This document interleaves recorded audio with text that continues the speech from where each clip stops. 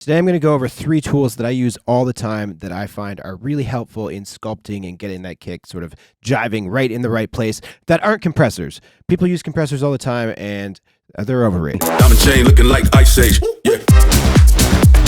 First tool that I use all the time in sculpting kicks actually is LFO Tool, and I find this is probably the most useful tool for me all the time for sculpting kick drums. And for 2 things, I like to use it for adjusting the length of the kick drum. So how I like to use it, let me show you. I'll put it on the kick channel, and I'll have it on the same rate as the kick. So in this case, on a quarter note. But if I say I was writing a broken beat track or a dubstep track, you can also send it a MIDI note here. So I like to do that as well with a trigger, and I can send on an external instrument. I can duplicate an external instrument, and I can send it a MIDI note as well. If you have questions on this, it's actually explained in my template video, which you can watch right up over here. Anyways, in this case, I'm going to run this to the kick, and since it's on envelope mode, basically every time there's a MIDI note, it's going to apply this volume curve. And in this case, now I can look at this. I can kind of really shape this kick drum real well. If I want it to be shorter, I can make it shorter. Make it really nice and tight. Say this was a really long sample.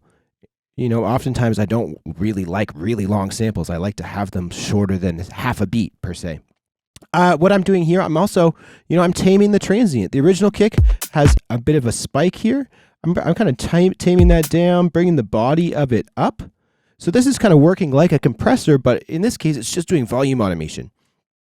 So that's one way. So this is kind of a before and after of getting that kick to kind of punch through a little bit using LFO Tool.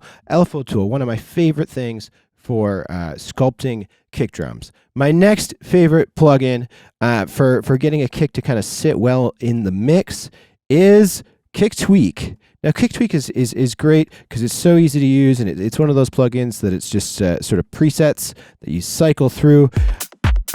It works like a saturator, and it has a compressor in it, and it works as like a clipper. I think it kind of has all of those built into it, and built into each one of these presets. I find it does run pretty hot, so if you have the sort of the parameter up here, it can kind of clip a little bit. But listen to some of these presets here. So if I'm having a tough time getting my kick to really jive well with the bass, in here, let me turn on a bass line here just to kind of show you the difference, because I think it's really important when you're mixing a kick to not do it in isolation. You got to do it with a bass line. Do it with a bass line, do it with referencing other tunes, listen to it on a million different systems, but with the bass line, I can kind of crank this up a little bit more maybe. All right, this is...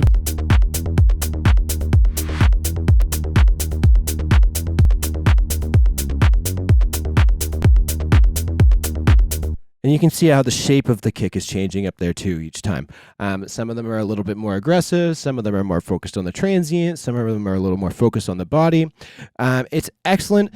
What you don't have a lot of control over is a lot of the settings though. So you are limited to the presets. And that is where my next favorite plugin comes in, and this plugin I find is probably the most useful plugin that I have ever come across for getting my kick drums to sound right. It's actually an older plugin that's been around for years. It's RBass by Waves. Let's take a look at this thing.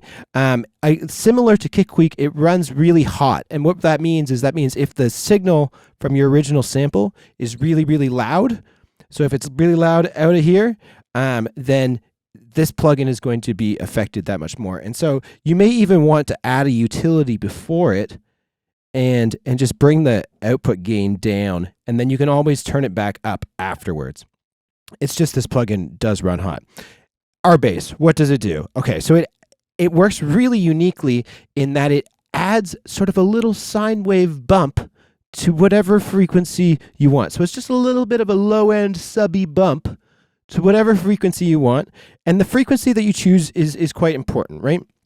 So in this case, I'm writing a track in the key of D sharp or E flat, and the kick that I have here, it says it's labeled as D sharp. I know it is because it's mine. You can get it from the High Octane Drum Toolkit. It's at viruslabel.com. you can use the coupon code DEMOBUDDY to save $5. Anyways, okay, so because it's D sharp, what's good to know, and we're going to get into a little bit of science right now, is each note is corresponded to a frequency in hertz. Let's look at this graph right now, and I just searched notes to frequencies, and basically what it's showing us here is each note here is corresponding to a frequency. So in our case, we're playing a D sharp. So D sharp hits at 20 hertz, it hits at 38 hertz, it hits at 77 hertz. So what I can do is I can go back to live and I can set this to any of those. So let's try 77, which is sort of the octave up. That's going to be their upper octave, 77 hertz. I'm going to bring my intensity down and I'll sort of mix it in. So let's take a listen to this kick. Maybe bring this up a bit. And I'll just toggle this on and off so you hear what it sounds like. So that's without that. Wow, it's kind of flat and dull.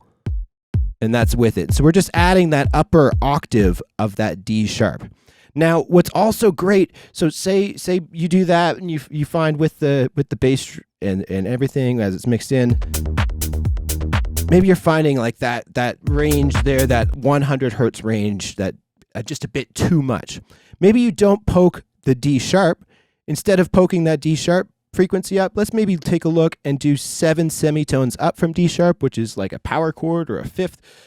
So let's go 1, 2, 3, 4, 5, 6, 7. So A sharp, and let's try 58. 58. So that's just a little lower, and maybe that might poke through kind of nicely too. 58. Turn this up a bit. So that's really hitting that sub really nicely. And maybe if we do this in conjunction with the LFO tool, that kick is really slamming through there. Let's do a little A-B of all of these. So that's with it, without it, with it. Oops, we went a little overboard with the kick tweak turned on there. Anyways, okay. Those are my 3 favorite plugins: LFO Tool, Kick Tweak, and R-Bass. You can use them all to sculpt your kicks and get them gelling with that bass. And more often than anything, and I cannot stress this enough, if you're having a tough time getting your kick drum sounding great, the best thing that you can do, instead of just fighting with it, instead of loading in a bunch of effects and EQs and all this stuff, just try swapping the sample. It will help you out greatly. You'll spend so much, you'll work that much faster. These tools are great if you know that the kick that you have is like 90% of the way there, right? It's not going to change your kick drastically, but it is going to take whatever kick that you got that's like 80-90% of the way there, and it's going to, get it gelled just perfectly, just where you can. And especially R-Bass and LFO Tool, I find they're excellent tools for maybe taming that transient or just getting that sub to hit right in the exact way. All right, if you aren't already, make sure you join the High Octane Club Discord server. I'll leave a link in the description below, and make sure you subscribe because I'm dropping new videos all the time. You can stay up to date with everything that I got at It's Cloverdale on all socials. A bunch of new tour dates dropping soon, and more new music happening every month, baby. All right, have fun. Hope you guys learned something. Okay, bye.